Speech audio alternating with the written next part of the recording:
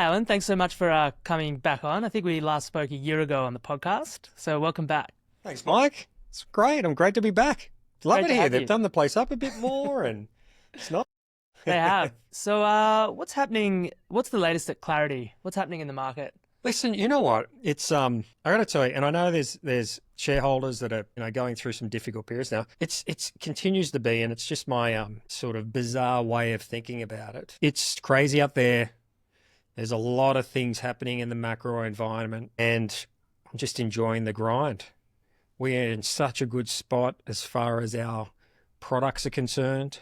We haven't missed a beat on the development of what we think is the best PSMA targeting agent ever invented. But we're in this extraordinary world. And it's quite funny when I hear some, in particular, small retail investors go, "What's wrong with the company?" Look outside.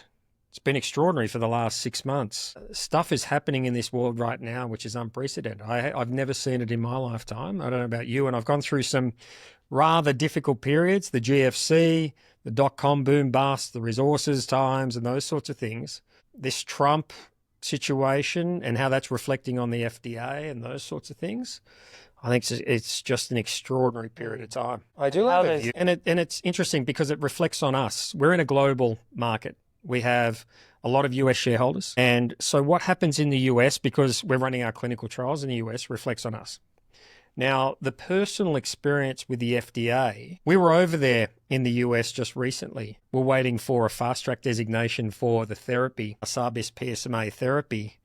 And there was rumors of sacking 5,000 people from what is about, I think, an 18,000 person workforce, which is an extraordinary amount of people. It ended up being around about 1,000 or so, and then they tried to re-employ them and the like. But what unrest in that situation.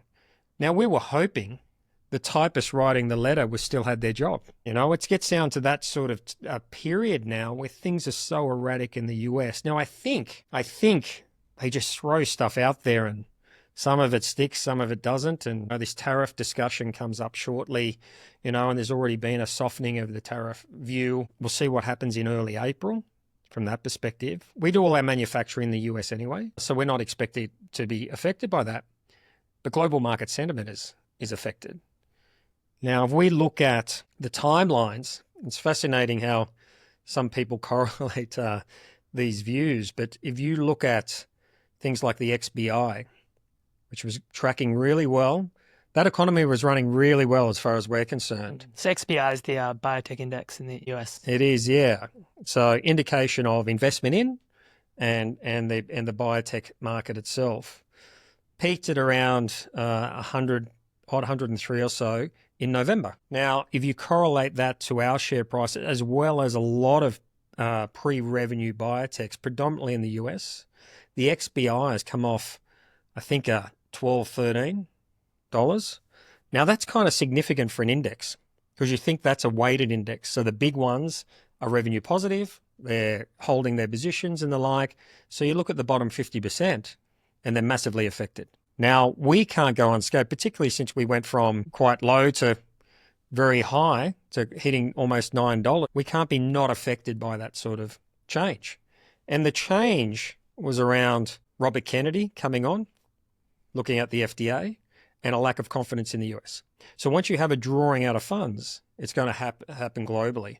Now, people correlated that to our co-PSMA trial because we announced our co-PSMA trial, our stock started to fall. We know correlation doesn't mean causation. It's ridiculous that that's the case. But the XBI dropped, and that saw a broader market effect. And we've seen that continue on.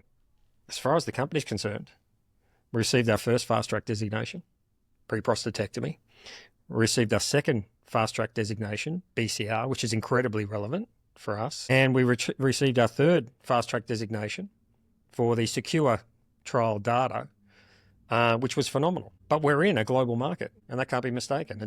And you look at other things that happen over time, and suddenly we're affected, like yesterday, Opthea.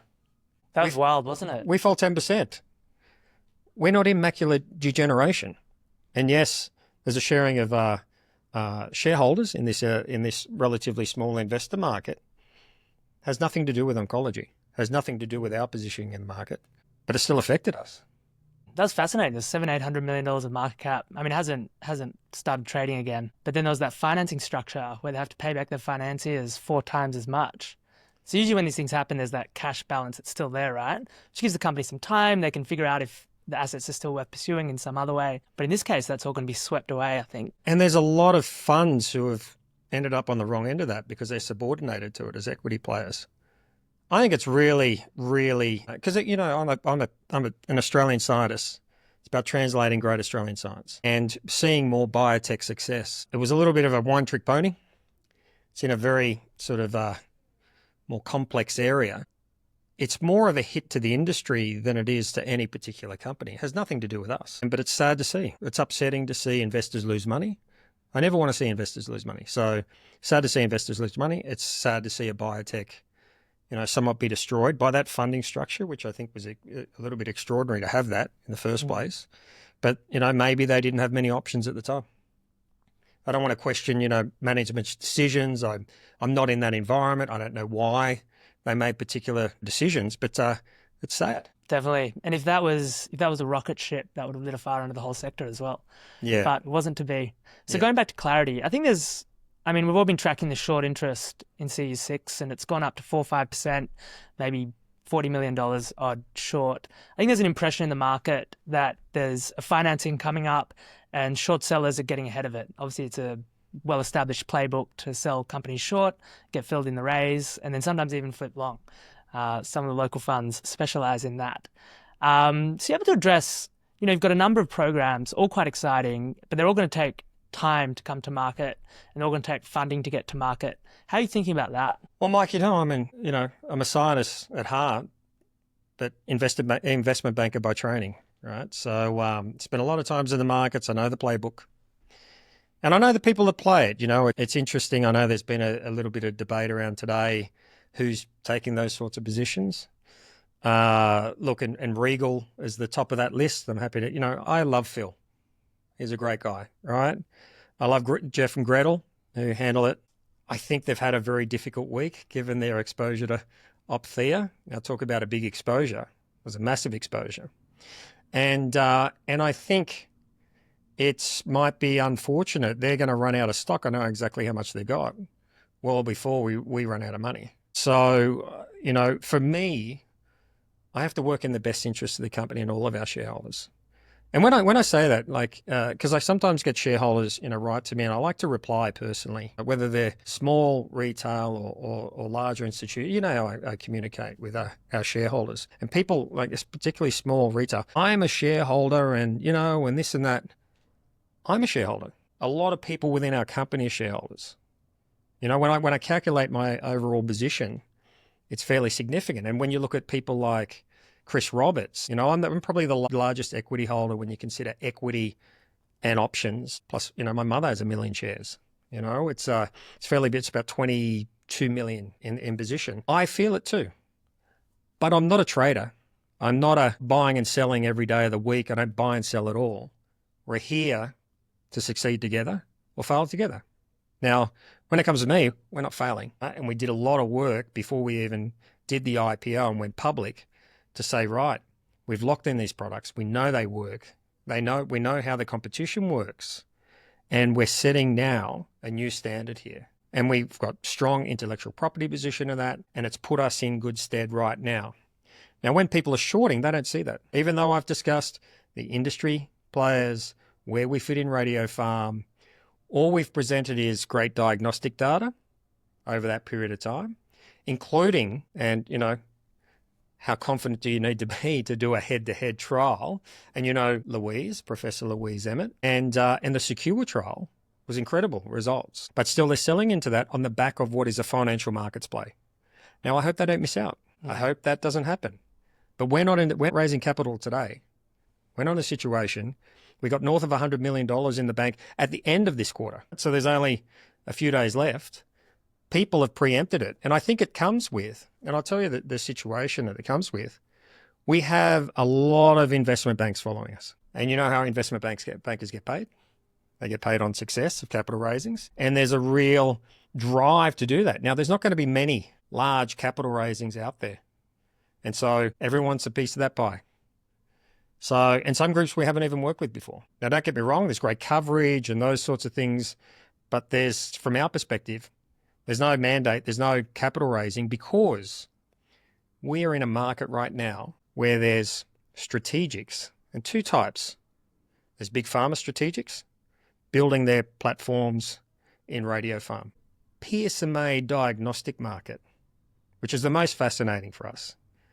The PSMA diagnostic market made up local company Telix, Lantheus in the US, and obviously Bracco in that space as well. And there's a number of players keen to get into that space. Now, we have built for this moment. Now, we have, at this point in time, two companies. We'll skip Bracco because it's private. Two companies with a cumulative market cap of around about 20 billion Aussie dollars off the back of two PSMA agents that in the clinical market are not differentiated. Gallium PSMA 11, the unpatented product which Telix makes some kits for, and we've got Polarify, which is the Lantheus product. Now, those two products, only same-day imaging, single targeting moiety, and they image reasonably well. Now, imagine being in a market where those two companies, right, $20 billion in capitalization, and both of them fail sensitivity. I've never seen anything like this in my life. So what did we do? We went and built a new product. Do you remember back the story? I'm happy to share again so our shareholders know, but you probably heard this. We built a product like theirs about 6 years ago, and ours was just as bad as theirs. Modest uptake, poor retention, washed off. So what we did was build this bispecific. This is what we've received all the fast track designations, and I think it's actually unprecedented for one molecule to receive 3 fast track designations. And I'm hoping someone will say, no, Alan, you're wrong, but no one said that to date. Right? It's an extraordinary feat. And we built it to be better than the others. And this then now has built a lot of interest around our company because we're in phase 3 clinical trials.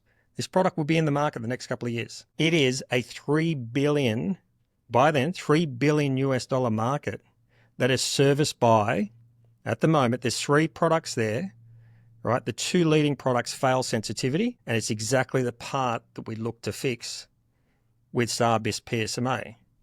Now, what has that led to? Lots of interest in SAR-BIS PSMA. And I've told the market that previously, even just recently, the Telix CEO reached out to me to partner. So, and there's no partnership going on. What's he call himself? Alpha male. And before the Telix shareholders get upset at me on that, he called himself alpha male. I'm not calling him alpha male. And because there's a drive, and these companies know the greatest risk to their market is a new player coming in and fixing the sensitivity issue. Now, people say to me, they're the incumbents, it's hard to dislodge them. Right? One word, Axumin. Axumin was the previous product.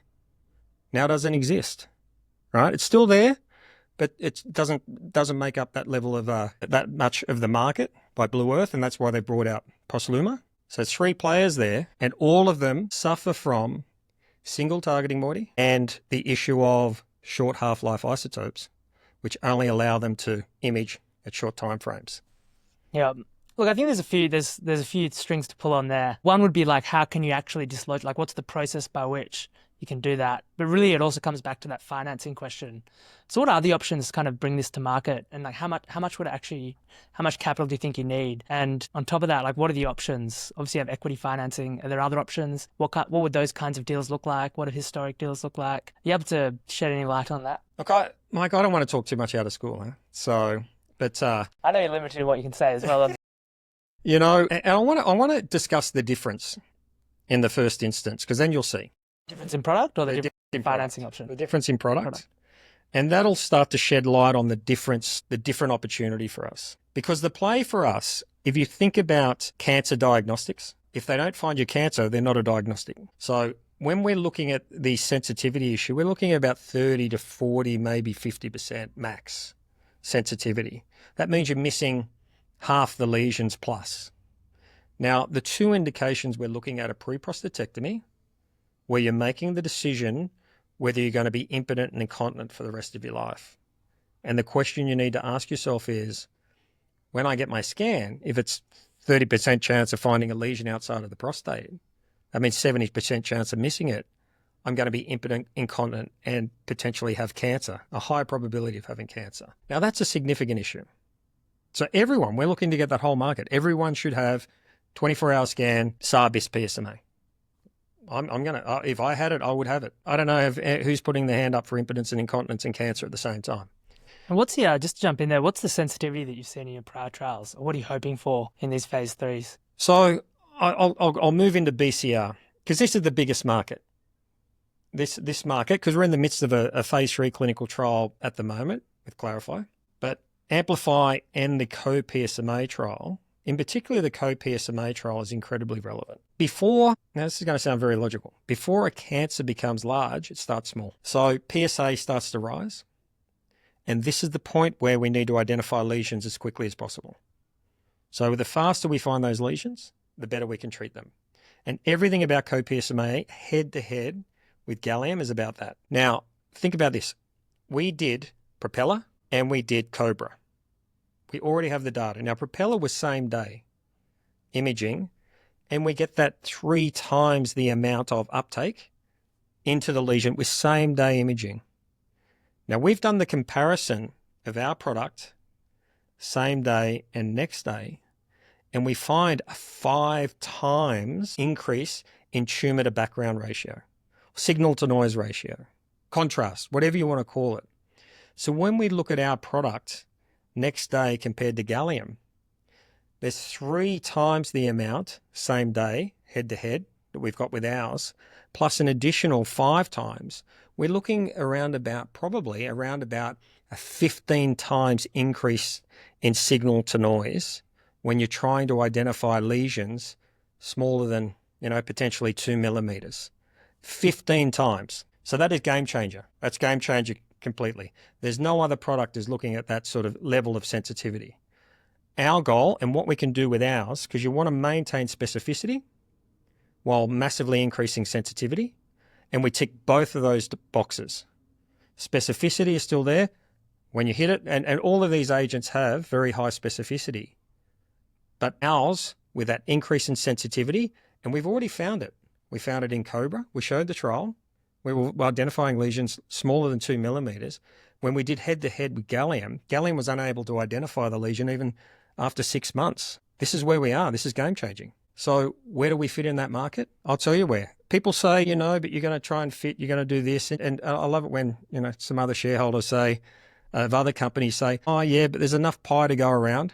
No, there's not enough pie for products that fail sensitivity. That's our market opportunity. When you think about scale, when you can centrally manufacture copper-64, 12.7-hour half-life, cyclotron manufactured, and we're churning out the manufacturing now, obviously, even in Australia for the co-PSMA trial, it's, and then let alone the US, which have been making copper-64 forever. And you think of all the players that are moved into copper-64, Telix, capacity to make copper-64.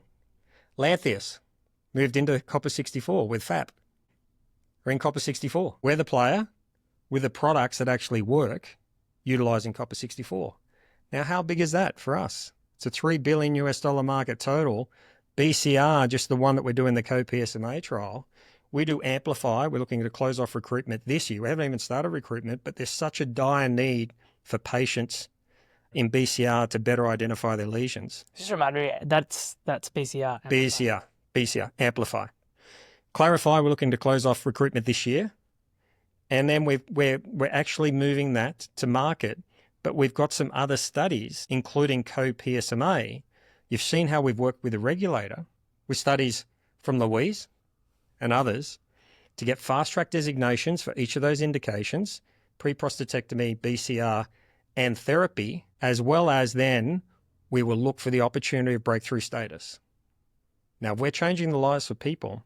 Men in Sydney, which I'm proud of. Men in Sydney, we changed their lives. The FDA has to take on board that data. It's exciting. So how does this fast track and potentially breakthrough, how does that affect the timeline? Significantly. It allows correspondence with the FDA. So fast track designation allows correspondence with the FDA. It reduces months off the commercialization. But importantly, that dialogue is really important. But breakthrough changes it. Now, breakthrough is something we're going to look for. There's no doubt about it. We know when you're looking at potentially a 15 times greater tumor to background ratio, you're changing the game. Now, there's a lot of things that contribute to that. And I've had some really good dialogue with clinicians and scientists. You know, my love is physiology, biochemistry, molecular biology, all the areas which are relevant. As soon as you infuse a drug, it falls into physiology, biochemistry, how it works, and then obviously molecular biology, how we bind. Now, when we look at that, they're the things which are critical. Nobody necessarily looks at that in our space. Those key things have produced this dramatic response, and those are the key things that are going to define us against our competitors. It's exciting. So on that timeline, what do you think's the soonest you could bring something to market if all goes to plan? So we're looking at the 27, 28 timeframe. And when I say this, it's not to play. We're not there to play with the others. We're there to take the market. And so, and then coming back to that question around financing, what do you think the optimal ways of approaching that? Because let's say 2 to 3 years away, obviously launching a product is not easy or cheap. How do you think about it? What are the options? As chairman, you take the lead on strategy probably within the company. How are you thinking about that? Chairman, yes, but I'm an executive. Full-time executive. And so before any shareholders freak out, this is all I do. I'm not wearing any hats. I can't focus on more than one thing at once. And clarity is it. It's the focus. And strategy is front of mind every single day. We are well known amongst a broad cache of institutional investors. I don't focus on retail. It's not a focus of ours on retail shareholders. We love our retail shareholders, but it's not. I remember once I had one of my shareholders said, focus more on retail, just raise money from mums and dads. It's not our focus. I've been in this game for 25 years plus. Bring on the institutions, retail follow. And that is the key focus for us. Lots of institutions who are on our register today. Actually, it's so concentrated now. We have the nominee companies up the top of our ownership structure. Then it gets to Chris and myself and TM Ventures. It's become highly concentrated with funds. Which is great. And but when we look at that top 10, top 20 shareholder, component, we're top 20 owning 60% plus of the register is a significant concentration of stock. And when we come to play, whenever that might be in a capital raising, it may or may not be this, but there's strong institutional following. There's lots of people who are doing their homework and done their homework. There's a strong focus in radiopharm. When you think there are 4 key radiopharm globally, Novartis, which is not specific radiopharm. Lantheus, which has Polarify. They have another product, but Polarify is their key radiopharm asset. Telix has gallium PSMA 11. Now we can talk about TLX 591. We've had, conversations about that. Good luck to them. Good luck to them in getting over the tox issues. Prostate needs more therapies, but we're going to early stage.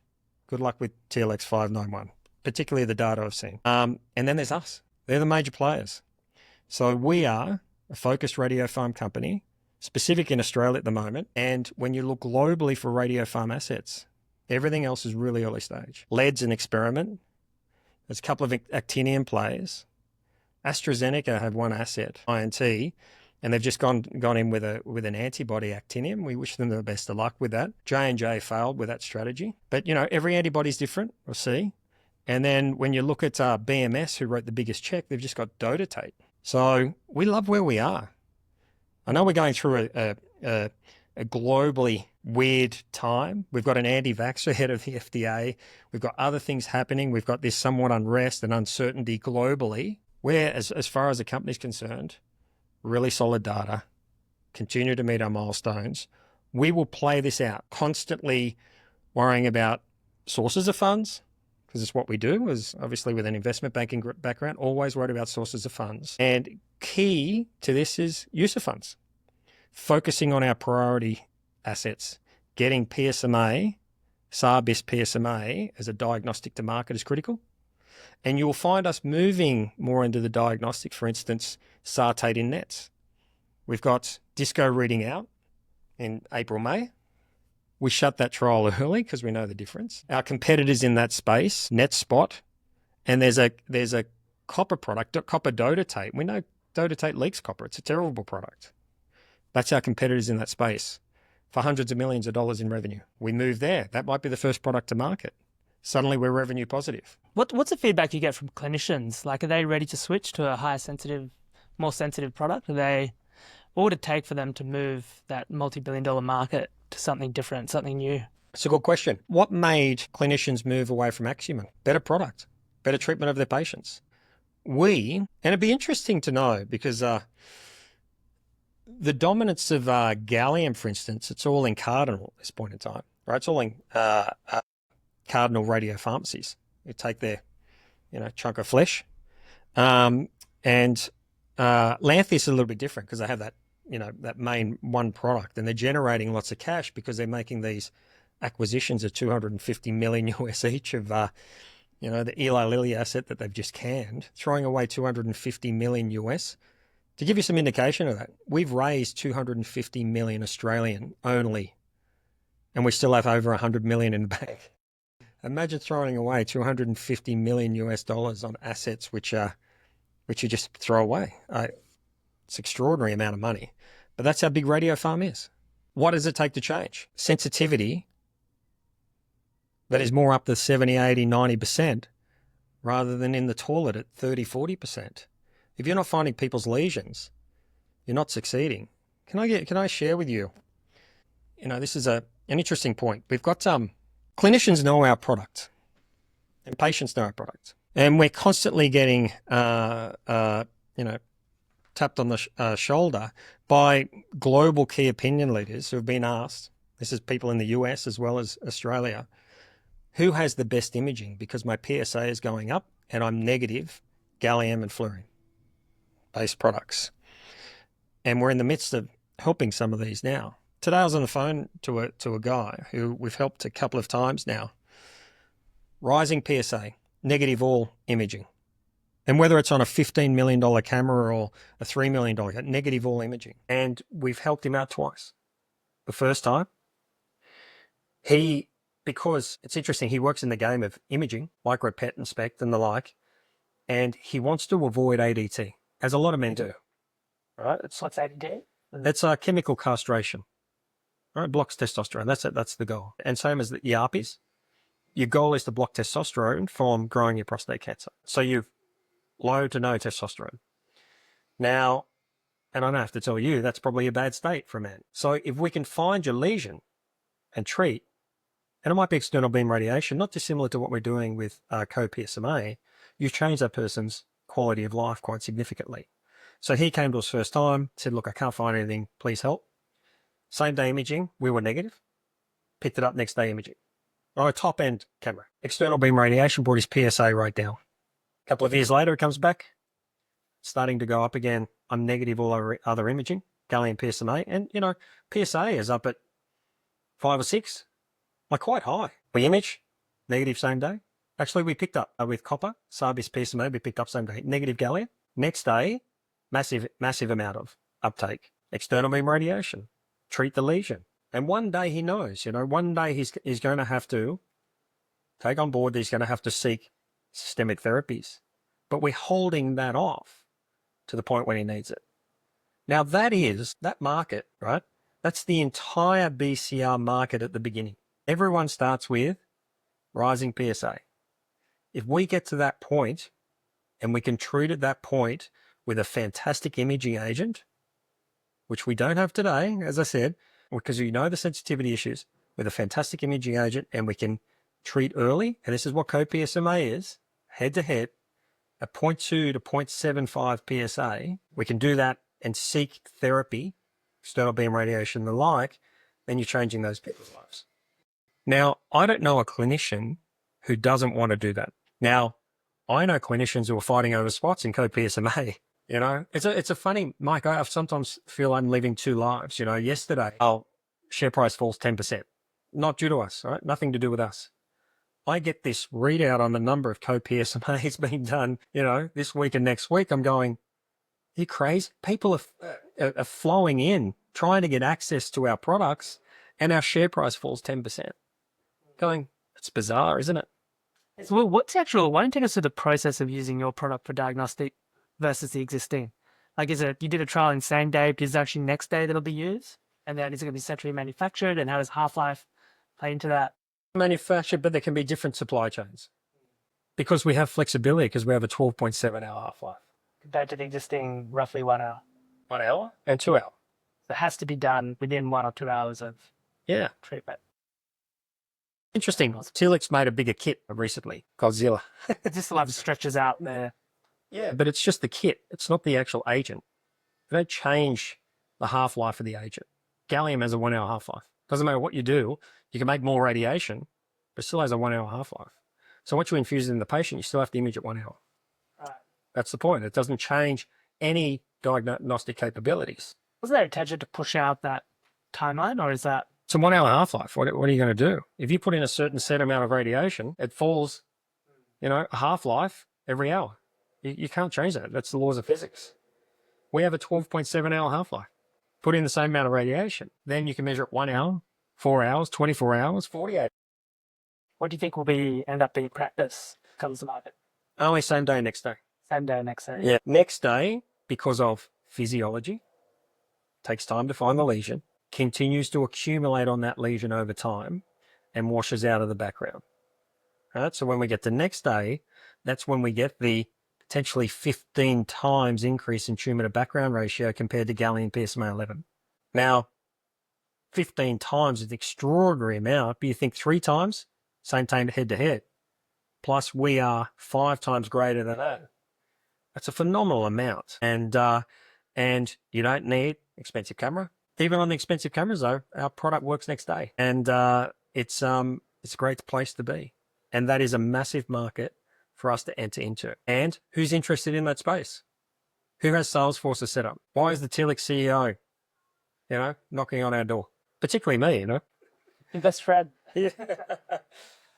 Why don't we go on to secure trial, cohort expansion, the treatment side of things? So we've kind of been talking about diagnostics the whole time. There's an update in March, only a couple of weeks ago, with some new data. Can you take us through that? Yeah. It's quite funny. We focus just on the diagnostic, but this is the really special side of what we do. Once again, our product is the one product. So it's the one molecule. Just shift it in the copper 67. That's our great science. We build new molecules. And the other part of our great science, it's quite interesting. We're overseas just recently, ASCO GU and the Sonoma conference. No one's really doing dose optimization. It doesn't make any sense to me. I'm a simple scientist. Why would you not optimize? And it's because Pluvicto never been optimized. 7.5 gigabecquerels. They use that in lutate. And so with lutate, PSMA, let's do that. And Louise is partly responsible for that. So Louise and Michael Hoffman ran the phase 2, if you recall, for Pluvicto. And that moved just into a phase 3, which was run by Oliver. Now, they're all amazing people, by the way, especially, I'm very close. Michael, we know well. It's going to be part of our trials, but very close to Louise and very, very close, obviously, to Oliver. And Oliver stated for many years, Pluvicto's never been dose optimized. We said, yeah, we don't understand why. So we did a gold standard trial, dose escalation, and we're in the midst of the dose expansion. We started off at the 4 gigabecquerels, and that's for good reason, right? The FDA said, this is a new molecule. You're showing this so much more uptake. We want to make sure safety's good. Let's do that. 6 patients. Okay. Now, we didn't think we were going to have an effect in those 6 patients. 2 of those patients had PSA 50 of single dose. PSA 50. Now, both of those patients were pre-chemo. So we started going, wow, okay, the post-chemo, just sick, they're sicker patients, higher PSAs and much sicker. Chemo knocks you around. And no one wants to be on chemo. Chemo's... Yeah, usually. Yeah. It's quite sad, isn't it? We're talking about cancer care and chemo knocks you around. But sometimes it's the only thing we've got at this point in time. So, but 2 of those patients pre-chemo both had significant responses, even at 4 gigabecquerels. We've had, it's interesting. There's something about maybe the molecule. Let's go to 8 gigabecquerels. And we've been very public in this, in the analysis. It's quite funny.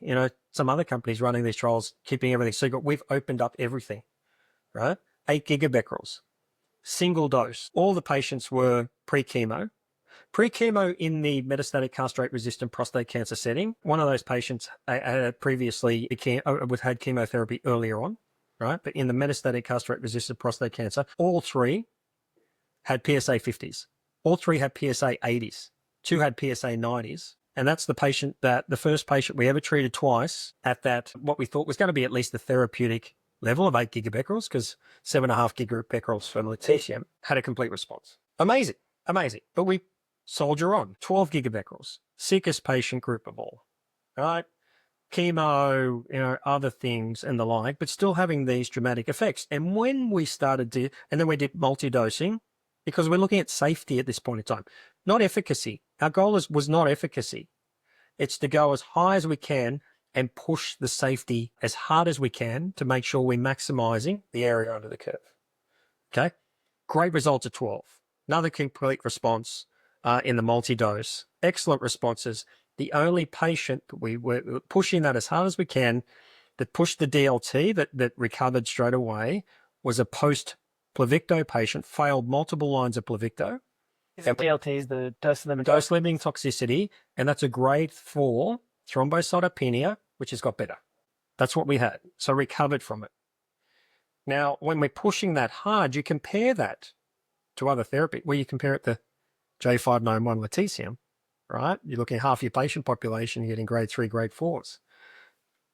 Ours was great. Now, the decision we were making for all of our shareholders, understanding what we're doing, we could have run at the 12 gigs, but what we want to do is be a Pluvicto buster. So important for that. This is where the other agents, like, the J&J agent that end up killing a bunch of people, and other agents like J591, we wanted to take on Pluvicto. We want to be a Pluvicto buster. All of our shareholders have heard me say that, Pluvicto buster, because Pluvicto at the moment, not dose optimized, the molecule itself, single targeting moiety and the like, but it has a pretty good safety profile. So we wanted a great safety profile. So that's why the decision was at the safety review committee, yes, we could go take on alphas, because we're getting sort of, the way I like to give our analogy, the great Muhammad Ali, floats like a butterfly, stings like a bee. Safety like a beta, hits like an alpha. That's really what we were achieving from this molecule. But when we were pushing that, we wanted to make sure that we're at a safety zone, 8 gigabecquerels, and then we can increase dosing or play around with other parts of the dose to do that.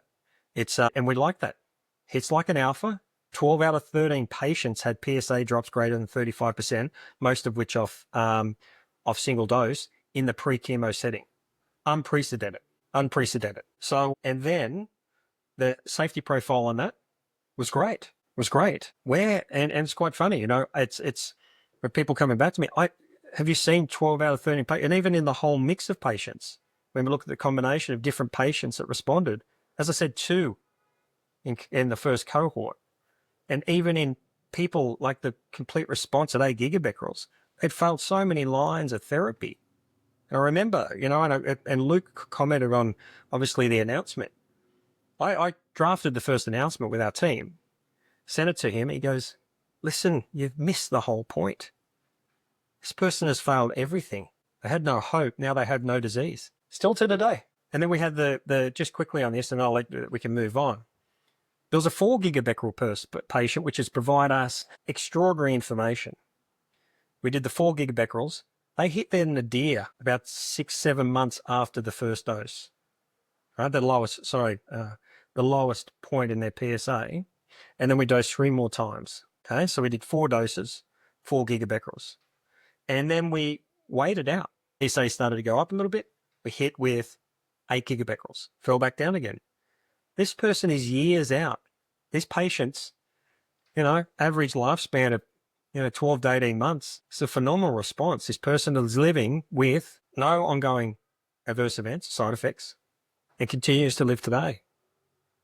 It's a great outcome. Apple. There was a line in that releases. Disease control was achieved in 78% of participants so far.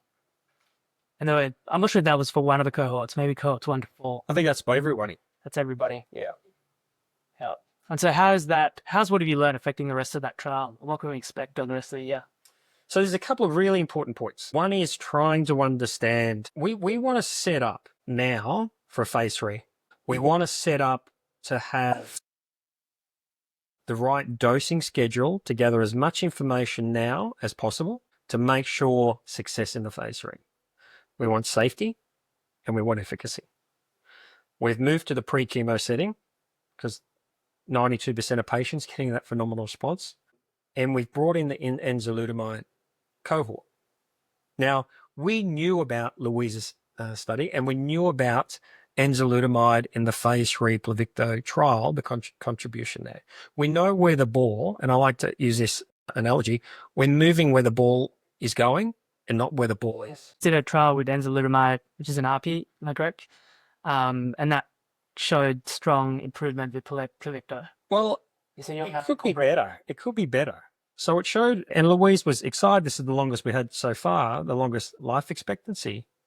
But it's still only, there was a little bit of an additive effect. But we can do better. This is where the market is. These people are still dying. Our goal is better radiopharm. There are other ARPIs, but enzalutamide is one of them. J&J make a couple of ARPIs, and to see whether we can maximize that response beyond what was achieved. We've worked very hard to have a Pluvicto buster, as we like to call it, and to have that combination and see what that's like is incredibly important. And we'll have a cohort of patients to see what's the PSA response, what sort of effect are we having, and we measure that over time. And our shareholders, because, remember, I am a shareholder, and you know how we like to share information, we will have updates on these patients. This is a single arm, and we'll continue to feed the market transparently, not hiding it like, some others, waiting for outcome, this and that. This is a single arm phase 2 that we can share all of our market knowledge. But the plan is to have a phase 3 and move this into a 2-3 will be the plan. Look at that data, work with the FDA because it's a fast track designation, and get that product to market quickly and efficiently. So you mean move this into a phase 2-3? What do you mean by that exactly? So we start generating in the phase 2. We have fast track designation. We continue to have dialogue with the FDA, and then we set up a controller with our activa. As in the existing activa. We'll have to build it. It's got to be more than 24 patients. We've only got 24 patients in this component. I mean, it's typical. Do you know what? If the responses are like, because usually you're looking for statistical significance, that's what it revolves around. If our product is having the effect that it's like 12 or 13 patients having that effect, those numbers come down. It's still going to be, 300, 400, but it gives us a great opportunity. So when do you expect the final readout on this dose escalation study? Is that early next year, late this year? You mean the expansion cohort? Yeah, we're kicking off now. So it'll move into next year, but we're dosing patients. We actually haven't dosed our first patient yet. We've got a new formulation, which we put through the FDA. So there's a change in the IND. We have to wait till that clears, 30 days, and then we kick off. The formulation is room temperature formulation to help with transport. So we've done very well in patenting a new formulation, which is great, which allows the logistics supply chain part to improve. And then we kick that off. So that's first patient in. Now, we only have and need a small bunch of sites because there's a strong recruitment drive for these patients.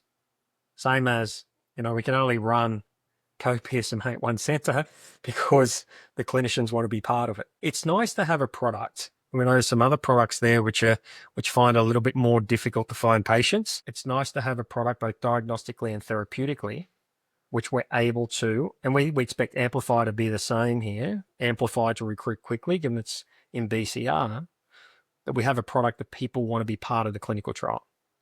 And people are reaching out to us to be part of our clinical trials. The timeline would be, say, early mid next year, final readout, phase 3 discussion, trial design. Yep, and we'll have that dialogue along the way. And it's, as I said, we're continuing to monitor because safety is critical. And we'll continue to monitor efficacy in these patients. So we'll continue to see what's going on. End of next year, we're in really good shape. Yep. And then I guess the phase 3 itself has to run, which would be 1 to 2 years. So it depends on what that looks like.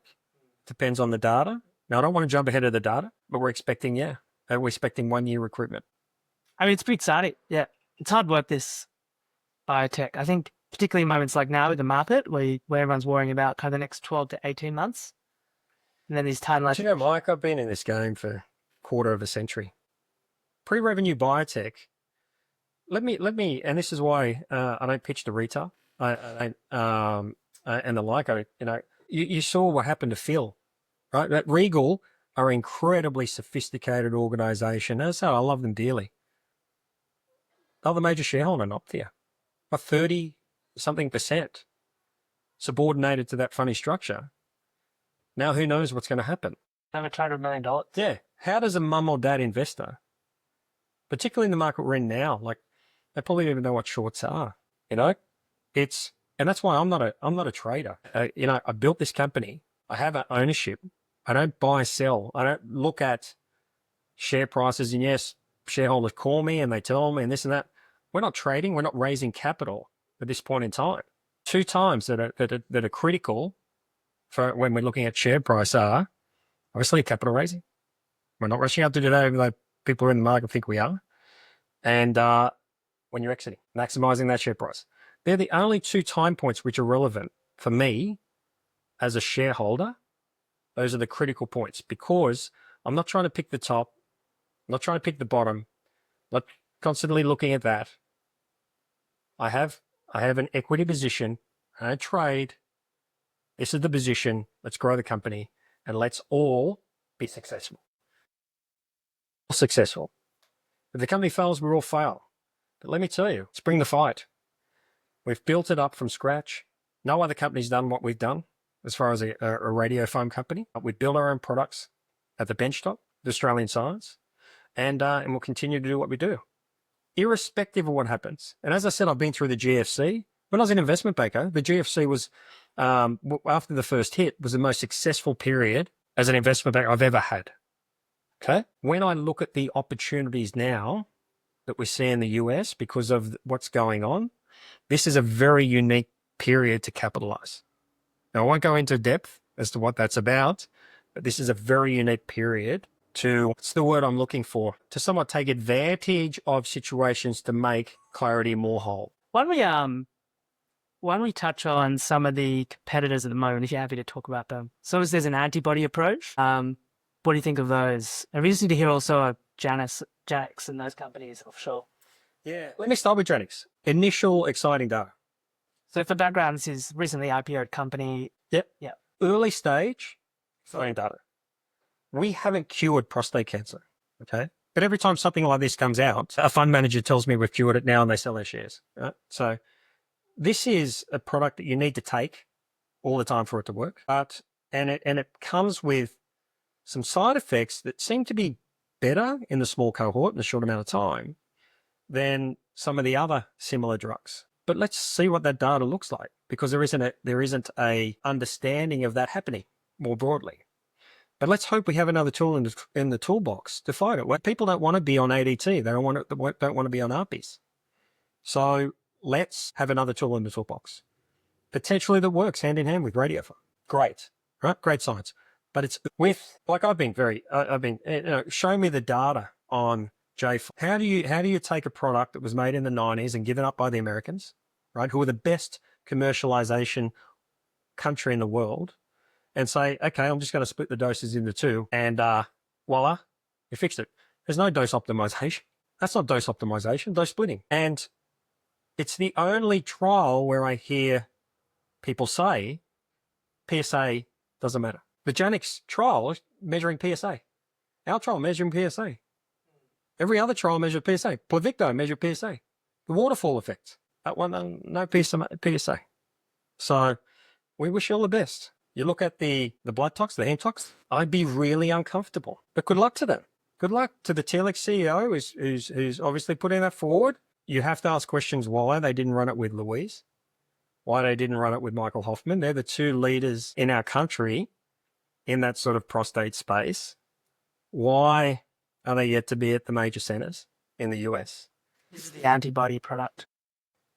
TLX591. We wish them all the best. The J&J strategy, I had a call with them 3 years ago. I said, listen, I don't think it's going to work. AstraZeneca have just come forward with an antibody actinium now, looking to dose in a clinical trial. Let's hope it works. And the issue is, what's the scientific reason why antibodies, seem to have greater toxicity? And They wash around the body for a long time. They have non-specific binding, and we measure the side effects. so these are radioactive payloads accumulating in the wrong spots, causing issues. Swimming around the blood. Physiology. You stick something big in the bloodstream, it's going to swim around a lot longer. Peptides. We're in a peptide. Pluvicto is a good drug. We just wanted to make it better. But it's also one of the analysts did some interesting head-to-head with Pluvicto with your product, and it came out ahead, which was interesting. I know. Stage. So I was excited to see you've got some new agents at early stage that you can hopefully work with pipeline and create value, by doing good science and pushing them through the approval process. You able to talk about those? Yeah, I'd love to. Why did you choose them? How do they work? What's the science behind them? Yeah, this is a passion of mine. It's a passion of so when we look at the very early stages of Clarity, set up by a guy named Matt Harris, who then I came on board with and have built Clarity, and certainly through those early stages. And our goal back then was to translate science from the benchtop, and our goal today is to translate more science from the benchtop. Now, we work very closely with some certain groups, predominantly in Australia, to continue doing that. Now, HER2 is one of those. HER2, a little bit easier. The antibody. Now, this is where an antibody has lots of uptake into the lesion. Herceptin is a well understood antibody. And radiopharm is really yet to break into that space. ADCs are in that space. AstraZeneca have an asset there. Radiopharm has some benefits over ADCs. And we saw, when we did preclinical work, and we shared the work done there, phenomenal results. 50-60% of the injected dose getting into the tumors. It's great. It's great. So we had to partner that because we're not an antibody company. We don't claim to be an antibody company. We think antibodies are very hard. And I think we've seen that obviously. But we saw this as an opportunity to work together with an antibody group, and let's progress it. We need better products in breast cancer. It shifts a lot of because we've got some other products which probably work much better in breast than prostate, Bombacin and the like. So we thought, let's set up next one. We've got big exposure to prostate. SAR-BIS PSMA covers every part of and we look at the continuum from first diagnosis to what we say last hope, all the way along. When we look at breast cancer, we want to hit HER2 positive lesions, and there's opportunities with even SAR-BIS PSMA and SAR-TATE and some others where there's some expression. What's the next big one? Lung. We've got to do better on lung. Lung is a massive disease, and why not look at opportunities there? Again, well, thanks so much for coming on. Thanks, Mike. It's been great to be here, as I said.